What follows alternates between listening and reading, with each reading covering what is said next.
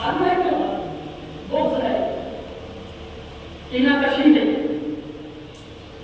ورنہ ہر انسان جانتا ہے کہ سلطنہ کی کتنی فضیلت ہے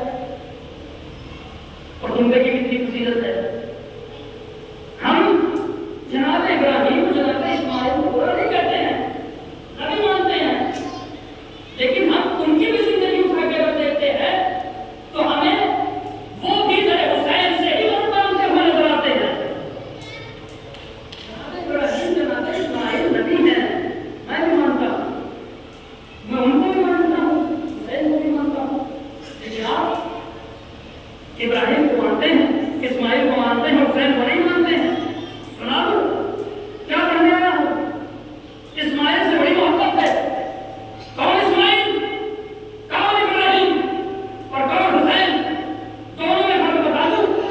فرق یہ ہے ابراہیم رات دیکھ کے کرتے ہیں، حسین تعبیر بتاتے ہیں۔ بھائی ابراہیم نے تو بات دیکھا تھا کہ میں چھری پھیر رہا ہوں، حسین نے تعبیر پوری کر کے بتا دیا کربلا میں۔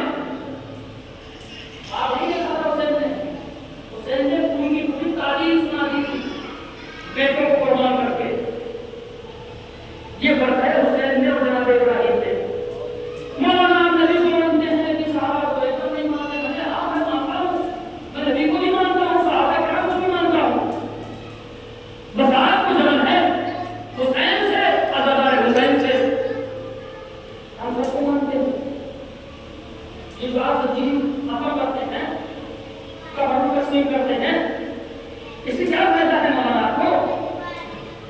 چاہیے یہ جو آپ نے زنجیر کا ماتم کیا ہے، یہ بلڈ آپ کسی بلڈ بینک میں دیجیے، کسی مریض کے کام آئے گا۔ قبر کو تقسیم کرنا ہے، یہی پیسے بچا کے آپ غریبوں میں کھلائیں گے۔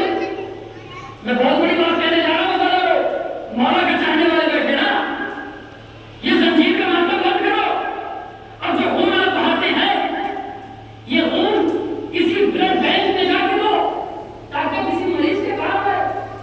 ارے بھائی اچھی بات ہے، بہت اچھی بات آپ نے کہی، اچھی بات ہے، اپنے خون کو ضائع نہیں کرنا چاہیے اور خون کو بلڈ بینک میں دینا چاہیے، پیسے سے تبرک نہیں بانٹنا چاہیے، غریبوں کی مدد کرنا چاہیے۔ چلو ہم تو تیار ہیں جب تم تیار ہو، جب تم ذہن میں لاکھوں کے پیسے کے جانور لا کے ذبح کرتے ہو، یہ پیسے جانوروں پہ خرچ نہ کرو بلکہ بھوکوں اور ننگوں کو جا کے تقسیم کرو۔ بھائی یہ بھی تو واجبات میں سے ہے، یہ ساری شریعت ہمارے اوپر آ گئی ہے۔ بھائی ہمارے لیے تم نے بتا دیا کہ وہ بلڈ بینک میں دو، یہ پیسہ وہاں کام کرو، کیا فائدہ ہے اس سے؟ میں نے اور بات کہوں، مفتی صاحب آپ کے طریقے سے شریعت نہیں چلے گی، آپ کو شریعت کے طریقے سے چلنا پڑے گا۔ ابھی آپ خانے کعبہ میں جائیں گے، حج کریں گے، کتنا پیسہ خرچ کیا؟ 15 لاکھ۔ میں 15 لاکھ کس لیے خرچ کیا؟ حج کرنے کے